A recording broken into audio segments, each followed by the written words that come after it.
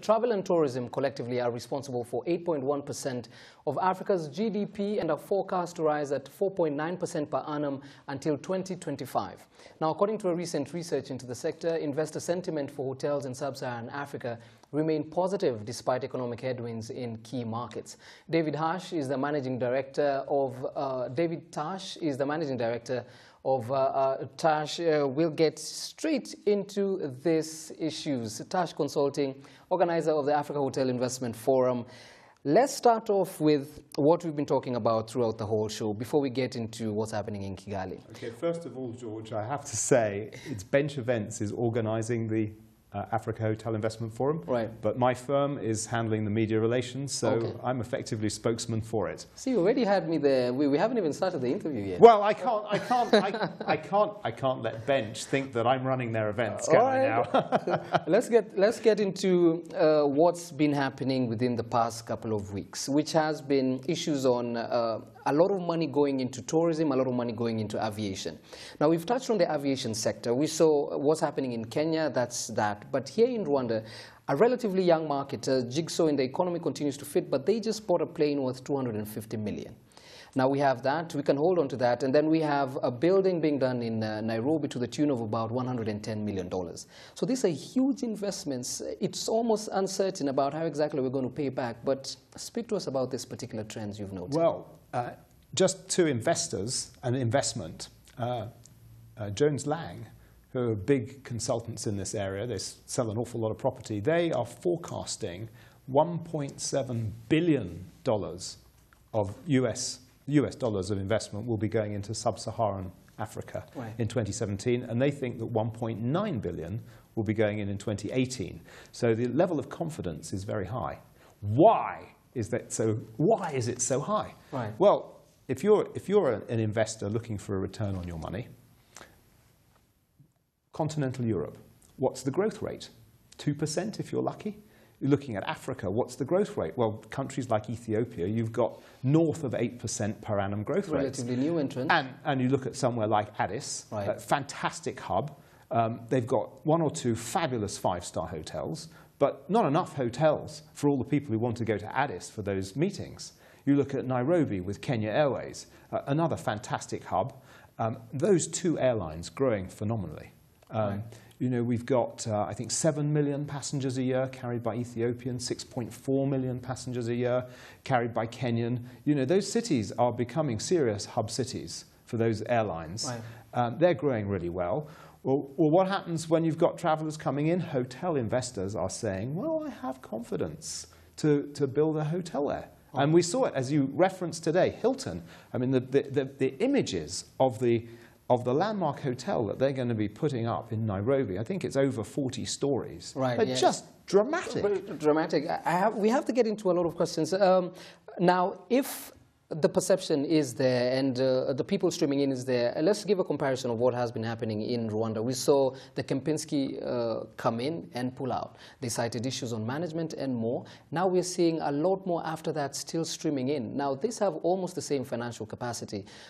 What are we not seeing? What are we not addressing that's right in front of us? I mean, one of the issues that's important is just the development of staff. Because, of course, you want to create a service culture.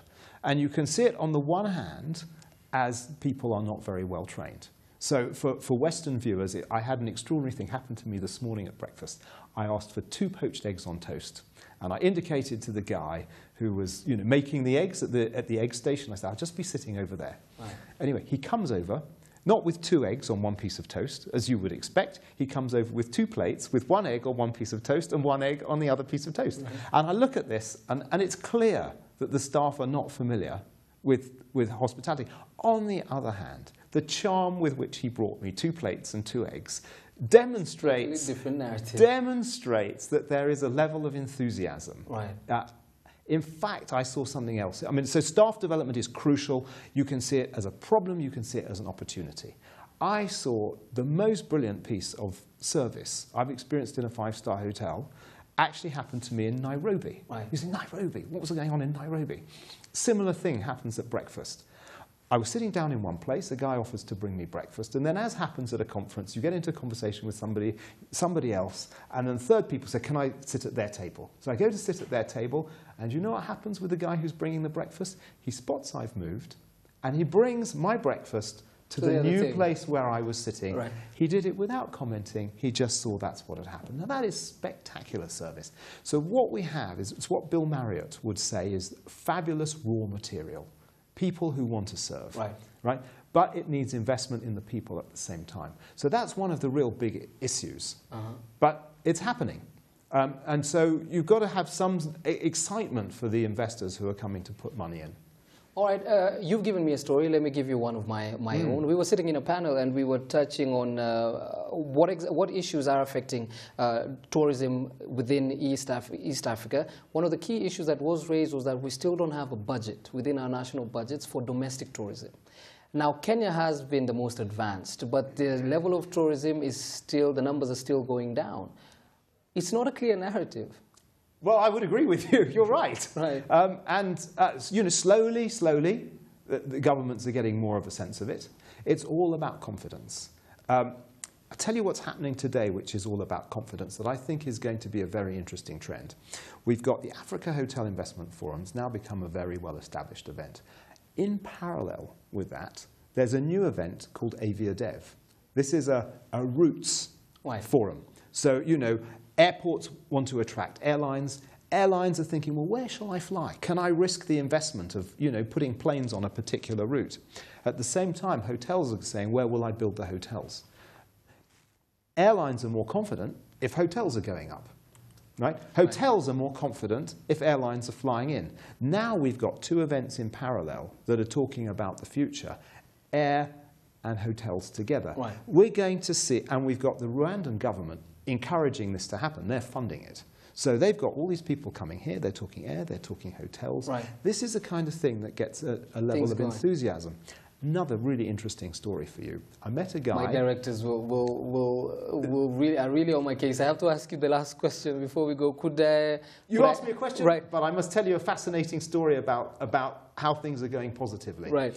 The guy who I bumped into at the airport at Addis recognizes me from when AHIF was at Addis, and I said, well, how was it? He said, it is dramatic what that conference has done. Right. The government didn't get it until the Hotel Investment Forum came. Wow. They saw the money, they realized what was happening, and the attitude in that government has gone 180 degrees open towards tourism with measures to welcome in the money, make it easier for investors to invest.